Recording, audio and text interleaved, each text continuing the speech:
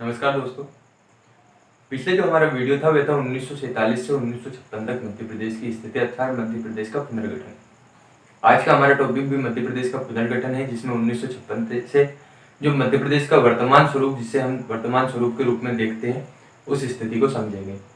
हमने देखा मध्य प्रदेश के पुनर्गठन में कहें या राज्यों के पुनर्गठन में सबसे पहले आपके धर आयोग का गठन किया जाता है, जो कि भाषा के आधार पर राज्यों का गठन हो सकता है या नहीं, इस बात को बताने के लिए धर आयोग का गठन हुआ, जिसके पश्चात जेवीपी समिति का गठन होता है और बाद में 1953 में एक आयोग का गठन किया जाता है जिसे कहते हैं राज्य पुनर्गठन आयोग। राज्य पुनर्गठन आयोग अपनी अनुशंसा रिपोर्ट प्रस्तुत करता है, जिसमें वह कहता है कि जो 4 श्रेणी के राज्य थे, आपने देखा था ए, बी, सी और डी, इन 4 श्रेणियों के राज्यों को बनाया जाता है, जिसमें ए श्रेणी में ब्रिटिश प्रांतों को रखा जाता है, जहाँ का मुख्य गवर्नर या राज्यपाल रहता है।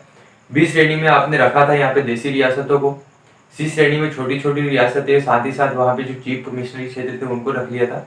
और जो डी था उसमें एकमात्र क्षेत्र था आपका अंडमान निकोबार द्वीप समूह। जब आपका इन चारों श्रेणी की जो कह सकते हैं राज्य थे, या part A, part B, part C और पार्ट डी श्रेणी के जो राज्य थे, इन चारों श्रेणी को राज्यों को समाप्त किया गया राज्य पुनर्गठन आयोग द्वारा। तो मध्य प्रदेश की क्या स्थिति रही, किस तरीके से मध्य प्रदेश अस्तित्व में आया, उसको आज हम देखते हैं। देखिए, जब 4 श्रेणी के राज्यों को समाप्त किया गया तो उसके आधार पर कौन सा मध्य प्रदेश, किस तरीके का मध्य प्रदेश बनता है, उस स्थिति को आज हम देखते हैं।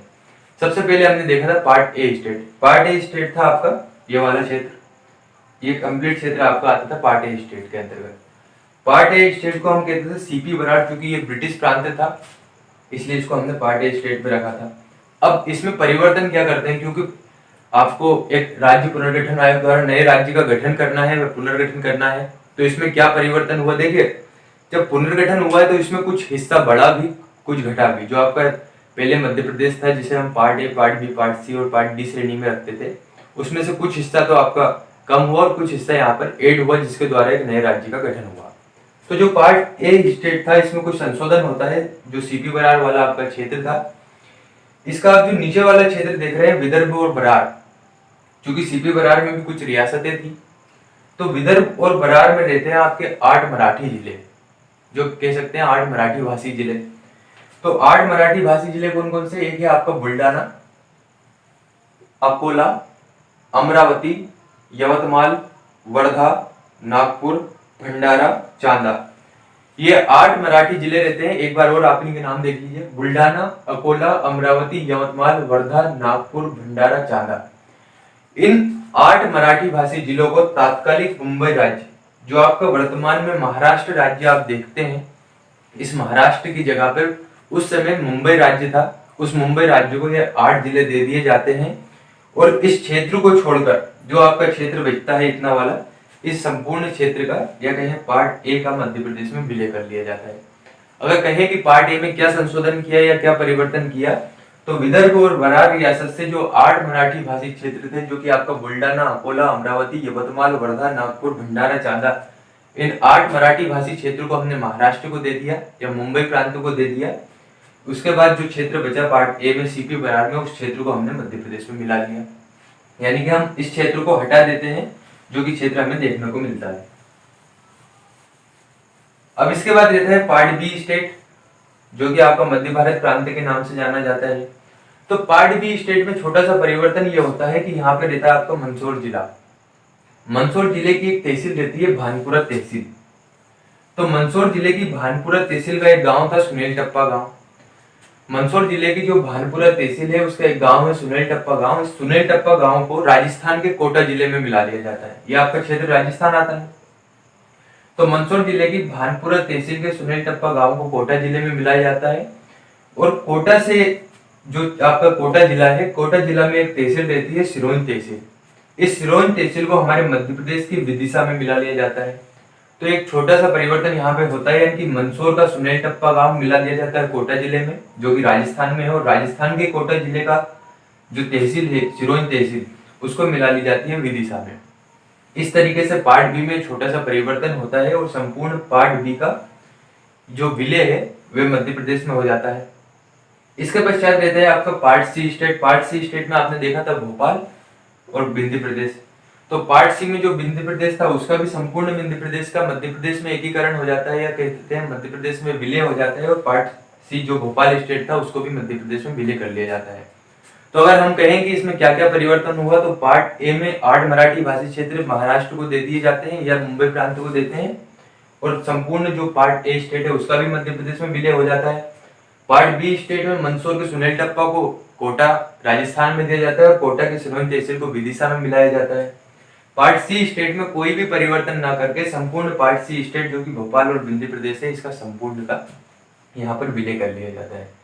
जब इसका विलय किया जाता है, अर्थात पार्ट ए, बी और सी इन तीनों स्टेट को मिलाकर जो नया प्रांत बनता है उसका नाम रहता है आपका मध्य प्रदेश। एक नया नाम, एक नया राज्य बनता है, मध्य प्रदेश स्टेट बनता है यहाँ पर। और इसका जो नामकरण था वो आपने देखा था पंडित जवाहरलाल नेहरू द्वारा किया गया था। इन्हीं के द्वारा मध्य प्रदेश को हृदय प्रदेश की संज्ञा दी जाती है। जब मध्य प्रदेश का गठन यहाँ पर 1 नवंबर 1956 कर इन तीनों स्टेट को मिलाकर किया जाता है, तो उस समय यहाँ पर कुल 43 जिले रहते हैं मध्य प्रदेश में और 8 संभाग रहते हैं। साथ ही साथ मध्य प्रदेश की जो राजधानी बनाई जाती है वो भोपाल राजधानी यहाँ पर बनाई जाती है। वो होता क्या है, यहाँ के जो पहले सीएम बनाए जाते हैं वे रहते हैं आपके पंडित रविशंकर शुक्ल, राज्यपाल थे आपके बी पट्टाभी सीतारमैया, और जो मध्य प्रदेश का क्षेत्रफल है वह रहता है 44,344,6, इसे हम 4,43,446 वर्ग किलोमीटर कहते हैं। अब देखिए आपने पढ़ा था मध्य प्रदेश का जो क्षेत्रफल है वह रहता है आपका 308,252 वर्ग किलोमीटर, लेकिन यहाँ पर तो आपको 4,43,446 अर्थात 4,43,446 वर्ग किलोमीटर देखने को मिल रहा है। क्योंकि ये स्थिति है 1956 की, यानी कि मध्य प्रदेश का जो गठन हुआ वो होता है 1956 में। तो उस समय यहाँ पर जो आपका वर्तमान में जो क्षेत्र दिख रहा है ये है आपका छत्तीसगढ़, वर्तमान का छत्तीसगढ़ है, जो कि नवंबर 2000 में मध्य प्रदेश से अलग होकर 26वां राज्य भारत का बनता है। तो इस क्षेत्र का क्षेत्रफल भी इसी में जुड़ेगा, क्योंकि 1956 तक या 2000 तक ये मध्य प्रदेश का ही भाग था, इसलिए इसका जो क्षेत्रफल रहता है वो 4,43,446 वर्ग किलोमीटर। इस तरीके से पार्ट ए, पार्ट बी और पार्ट सी स्टेट को मिलाकर एक नए राज्य का गठन किया जाता है, वह रहता है आपका मध्य प्रदेश, और इसे पंडित जवाहरलाल नेहरू द्वारा मध्य प्रदेश नामकरण किया जाता है। जब मध्य प्रदेश का पुनर्गठन हो जाता है 1956 में, तो होता क्या है, अब इसमें आंतरिक रूप से पुनर्गठन शुरू हो जाता है। आंतरिक रूप से पुनर्गठन का तात्पर्य यहाँ पर जिलों का पुनर्गठन शुरू हो जाता है। देखिए जिलों का पुनर्गठन करने के पीछे सबसे बड़ा कारण ये होता है क्योंकि आपको प्रशासनिक दक्षता बढ़ानी होती है। क्योंकि मान लीजिए आप किसी भी क्षेत्र में प्रशासन को सुचारू रूप से, सही रूप से संचालित करना चाहते हैं, तो उसके लिए आपको जिलों का पुनर्गठन करना अत्यंत आवश्यक है। तो होता क्या है, जब मध्य प्रदेश का गठन होता है 1 नवंबर 1956 को, तो हमने देखा था 43 जिले मध्य प्रदेश में रहते हैं। अब धीरे धीरे जिलों का पुनर्गठन होना शुरू होता है, नए नए जिले बनने लगते हैं। तो ऐसी स्थिति में 26 जनवरी 1972 को 2 नए जिले बनाए जाते हैं। 26 जनवरी सन 1972 को भोपाल और राजनांदगांव 2 नए जिले बनाते हैं। तो सीहोर से अलग करके बनता है आपका भोपाल जिला और दुर्ग से अलग करके बनता है राजनांदगांव। क्योंकि जो भोपाल है वह मध्य प्रदेश में है और राजनांदगांव आपका आता है छत्तीसगढ़ में, जिसके कारण सिर्फ हम भोपाल की स्थिति देखते हैं। तो सीहोर से अलग होकर बनता है भोपाल। भोपाल की लोकेशन ये आपकी यहाँ पर है, 1972 में भोपाल जिला बनता है। याद रखना, जब भोपाल राजधानी बनाया गया था उस समय ये तहसील था सीहोर की, ये कोई जिला नहीं था। इसके पश्चात होता क्या है, एक नई समिति का गठन होता है 1983 में। 1983 में बी.आर. दुबे समिति या बी.आर. दवे समिति का गठन होता है और इनकी अनुशंसा पर 10 नए जिलों का गठन मध्य प्रदेश में होता है। 25 मई 1998 को जो 10 जिले बनते हैं उनमें रहता है आपका बड़वानी, खरगोन से अलग होकर बड़वानी बनता है। श्योपुर जिला बनता है आपका मुरैना जिले से अलग होकर। कटनी बनता है आपका जबलपुर से अलग होकर और डिंडोरी बनता है मंडला जिले से अलग होकर। इसके बाद कोरिया, जांजगीर, कांकेर, जसपुर, कोरबा, दंतेवाड़ा, ये 10 जिले बी.आर. दवे समिति की अनुशंसा पर बनाए जाते हैं और ये 25 मई 1998 को अपने स्वरूप में आते हैं। इसमें जो 4 जिले हैं ऊपर के आप देख रहे हैं, बड़वानी, श्योपुर, कटनी और डिंडोरी, ये वर्तमान मध्य प्रदेश में अगर हम इनकी लोकेशन देखें तो ये आपका खरगोन से अलग होकर बना बड़वानी 1998 में। उसके बाद आपका मुरैना से श्योपुर ऊपर की ओर आप दिख रहे हैं, मुरैना से श्योपुर 1998 में अलग होता है। जबलपुर से अलग होकर बनता है आपका कटनी, तो जबलपुर यहाँ पर है और यहाँ पर आपका कटनी, तो 1998 में जबलपुर से अलग होकर बनता है कटनी। जिसके पश्चात रहता है मंडला से बनता है आपका डिंडोरी, ये आपका मंडला, मंडला से अलग होकर डिंडोरी। इस तरीके से 10 जिले 25 में 1998 बनते हैं, और जो आपके 6 जिले हैं, 6 जिले वर्तमान में छत्तीसगढ़ में आते हैं। इसके पश्चात होता क्या है, जब BR दुबे समिति की 1983 में गठित होती है, तो 1998 में एक और समिति का गठन होता है जिसका नाम रहता है सिंहदेव समिति। सिंहदेव समिति 10 जून 1998 को अपनी अनुशंसा पर 6 नए जिलों का गठन की बातचीत करती है, जिसमें 6 नए जिले का गठन होता है। वो 6 नए जिले बनते हैं 6 जुलाई 1998 को। उनमें था आपका उमरिया, हरदा, नीमच, महासमुंद, कवर्धा, धमतरी। ये 6 नए जिले 1998 में ही बनाए जाते हैं, अर्थात 10 जिले भी आपके 1998 में बने। उसके बाद जो आपके 6 जिले ये भी 1998 में बने। ये था आपका शहडोल से अलग होकर बनता है आपका उमरिया, होशंगाबाद से अलग होकर बनता है हरदा, मंदसौर से अलग होकर बनता है नीमच, उसके बाद महासमुंद, कवर्धा, धमतरी। इसमें जो आपके ऊपर के 3 जिले हैं उमरिया, हरदा और नीमच, ये आपके वर्तमान मध्य प्रदेश में है, और जो नीचे के 3 जिले दिख रहे हैं आपके महासमुंद, कवर्धा और धमतरी, ये आते हैं आपके छत्तीसगढ़ राज्य में। तो 6 जुलाई 1998 को सिंहदेव समिति की अनुशंसा पर 6 नए जिलों का गठन होता है। अगर हम उनकी लोकेशन देखें तो आपका उमरिया जो क्षेत्र है, शहडोल से अलग होकर उमरिया 1998 में बना। उसके पश्चात है आपका हरदा, तो हरदा होशंगाबाद से अलग होकर 1998 में बना। उसके बाद है मंदसौर से अलग होकर नीमच, नीमच आपका 1998 में बना। इस तरीके से 2000 तक, यानी कि सन 2000 तक मध्य प्रदेश में कुल जिलों की संख्या अगर हम देखें तो आपने देखा था 43 जिले मध्य प्रदेश में थे जब मध्य प्रदेश का गठन हुआ। 2 जिले बनते हैं आपके 26 जनवरी 1972 को, 2 जिले इसमें ऐड कर दिए जाते हैं। उसके बाद 10 जिले बनते हैं आपके 1983 में जो अनुशंसा हुई थी BR दुबे समिति की, तो 25 में 1998 को 10 जिले और बनते हैं। इसके पश्चात आपके 6 जुलाई 1998 सिंहदेव समिति की अनुशंसा पर आपके कुल 6 जिले और बनते हैं। इस तरीके से अगर हम इनको जोड़ देते हैं तो 1998 में मध्य प्रदेश में जिलों की संख्या हो जाती है आपकी 61, अर्थात 61 जिले मध्य प्रदेश में बन जाते हैं। और आपने देखा था मध्य प्रदेश में जो संभागों की संख्या थी वह 8 थी, तो संभाग मध्य प्रदेश में बढ़कर हो जाते हैं आपके 12 संभाग मध्य प्रदेश में हो जाते हैं। उसके साथ ही साथ जिलों की जो संख्या होती है, जिलों की संख्या हो जाती है आपकी 61। इस तरीके से मध्य प्रदेश में जुलाई 1998 या कहें 1998 में 61 जिले और 12 संभाग आपके बन जाते हैं। अब होता क्या है, जब जुलाई 1998 में 61 जिले और 12 संभाग होते हैं तो 2000 में फिर से राज्य पुनर्गठन आयोग होता है, जिसमें एक नए राज्य जो कि भारत का 26वां राज्य छत्तीसगढ़ रहता है, उस छत्तीसगढ़ का गठन होता है। इसमें क्या रहता है, जब आपके 61 जिले थे और 12 संभाग थे, तो इस 12 संभाग में से 3 संभाग चले जाते हैं आपके छत्तीसगढ़ राज्य में, और 61 जिले में से 16 जिले चले जाते हैं आपके छत्तीसगढ़ राज्य में, जिसके कारण जो मध्य प्रदेश में संभाग और जिले बचते हैं उसमें से 9 संभाग और 45 जिले मध्य प्रदेश में बचे रहते हैं।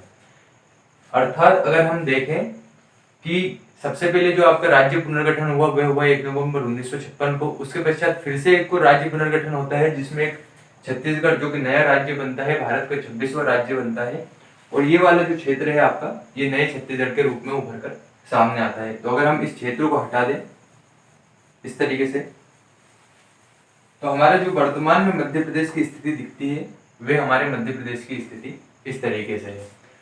तो 26वां राज्य छत्तीसगढ़ 1 नवंबर 2000 को बनता है और मध्य प्रदेश में जिलों की संख्या हो जाती है 45। इसके बाद में फिर से जिलों के पुनर्गठन होने लगते हैं, अर्थात चालू रहते हैं। इसके बाद होता क्या है, 2000 के बाद जिलों का पुनर्गठन प्रारंभ जो होता है उसमें 15 अगस्त 2003 को 3 नए जिले मध्य प्रदेश में बनते हैं। पहला बनता है आपका अशोकनगर, दूसरा बुरहानपुर, तीसरा रहता है अनूपपुर। अशोकनगर बनता है आपका गुना जिले से अलग होकर, बुरहानपुर खंडवा से अलग होकर, और अनूपपुर बनता है शहडोल से। अगर हम इसकी लोकेशन देखें तो ये आपका अशोकनगर गुना जिले से अलग होकर बना आपका अशोकनगर सन 2003 में 15 अगस्त 2003 को बना। बुरहानपुर खंडवा से अलग होकर बना, तो ये आपका बुरहानपुर खंडवा से अलग होकर बना आपका बुरहानपुर। उसके पश्चात अनूपपुर शहडोल से अलग होकर बना, तो यहाँ पर है आपका अनूपपुर। शहडोल से 2003 में अलग होकर बना आपका अनूपपुर। इसके पश्चात मई 2008 में 2 नए जिलों का गठन होता है, तो 17 मई 2008 को बनता है आपका अलीराजपुर झाबुआ से। ये आपकी अलीराजपुर की स्थिति जो कि झाबुआ से अलग होकर 2008 में बना। उसके पश्चात बनता है सिंगरौली। सिंगरौली आपने देखा था सबसे मध्य प्रदेश का पूर्वी क्षेत्र था, तो सीधी से अलग होकर 2008 में बनता है आपका सिंगरौली। मई 2008 के बाद उसके पश्चात एक नए जिले का गठन होता है 2013 में आगर मालवा, जो कि शाजापुर से अलग होकर बनता है। तो शाजापुर से आगरमालवा 2013 में नया जिला बनता है और टीकमगढ़ से अलग होकर 1 अक्टूबर 2018 को निवाड़ी नया जिला बनता है। तो 2018 में टीकमगढ़ से अलग होकर बना आपका निवाड़ी। इस तरीके से अगर हम जोड़े तो मध्य प्रदेश में 2000 में 45 जिले रहते हैं, उसके पश्चात 3 जिले यहाँ पर बनते हैं तो 48, उसके पश्चात 2 जिले यहाँ पर बनते हैं तो 50 जिले यहाँ पर हो गए। फिर एक जिले का गठन होता है 16 अगस्त 2013 को आगरमालवा शाजापुर से अलग होकर, तो 51 जिले हो गए और 1 अक्टूबर 2018 को निवाड़ी नया जिला बना। इस तरीके से मध्य प्रदेश में कुल जिलों की संख्या हो गई आपकी 52। और चूंकि मध्य प्रदेश में 9 संभाग थे, एक नए संभाग का गठन होता है और इस तरीके से मध्य प्रदेश में संभागों की संख्या हो जाती है 10। तो अगर हम वर्तमान में बात करें कि वर्तमान में मध्य प्रदेश में कितने संभाग है, देखिए एक नया जिला और प्रस्तावित है नागदा, जो कि उज्जैन से अलग होकर बनना है। जब नागदा का गठन होगा उस समय हम नागदा की भी स्थिति देख लेंगे। तो इस तरीके से मध्य प्रदेश में 52 जिले और 10 संभाग हमें वर्तमान में देखने को मिलते हैं। तो आइए हम देखते हैं मध्य प्रदेश की वर्तमान स्थिति, अर्थात पुनर्गठन के पश्चात मध्य प्रदेश की अगर हम वर्तमान स्वरूप की बात करें तो वर्तमान में मध्य प्रदेश का स्वरूप इस तरीके से हमें दिखता है। अर्थात यहाँ से छत्तीसगढ़ भी आपका एक नया राज्य बन गया, जो आपको विदर्भ बराड़ क्षेत्र था 1956 में वह अलग हो गया। तो इस तरीके से मध्य प्रदेश में जो जिले की संख्या हो गई वो वर्तमान में 52 और 10 संभाग मध्य प्रदेश में हो गए। अब देखिए आपने देखा था मध्य प्रदेश का क्षेत्रफल 44,344,6 वर्ग किलोमीटर, 4,43,446 वर्ग किलोमीटर, जो कि जब छत्तीसगढ़ एड था। तो इसके बाद जब छत्तीसगढ़ राज्य का गठन हो जाता है तो छत्तीसगढ़ का जब क्षेत्रफल अलग हो जाता है तो वर्तमान में मध्य प्रदेश का कुल क्षेत्रफल बनता है आपका 3,08,252 वर्ग किलोमीटर। एक और है यहाँ पर, कभी कभी आपको यहाँ पर 308,242 वर्ग किलोमीटर भी मध्य प्रदेश का क्षेत्रफल देखने को मिलेगा। सॉरी 308,245 वर्ग किलोमीटर। ये इसलिए क्योंकि यहाँ है आपके अमरकंटक की पहाड़ी, जिसे नाम से जानते हैं किरार घाटी। किरार घाटी का जो क्षेत्रफल है वह है 7 वर्ग किलोमीटर। तो ये छत्तीसगढ़ और मध्य प्रदेश दोनों के मध्य पड़ती है। तो ये इसके मध्य में एक विवाद है, जिसके कारण कभी कभी जो आपका मध्य प्रदेश का क्षेत्रफल इस 7 वर्ग किलोमीटर को घटाकर 308,245 वर्ग किलोमीटर देखने को मिलता है। इसलिए कभी भी ऑप्शन में ये दोनों ऑप्शन एक साथ नहीं आएंगे, या तो ये ऑप्शन आएगा या ये ऑप्शन आएगा। इस तरीके से जो हमारा मध्य प्रदेश का पुनर्गठन है वे वाला टॉपिक कंप्लीट होता है। इसके पश्चात हम देखेंगे मध्य प्रदेश में संभाग कौन कौन से हैं, संभागों की क्या स्थिति है, कौन से संभाग में कितने जिले हैं, कौन सा बड़ा संभाग है, कौन सा छोटा संभाग है। तो नए जो आपका वीडियो आएगा, न्यू जो लेक्चर रहेगा उसमें हम देखेंगे मध्य प्रदेश के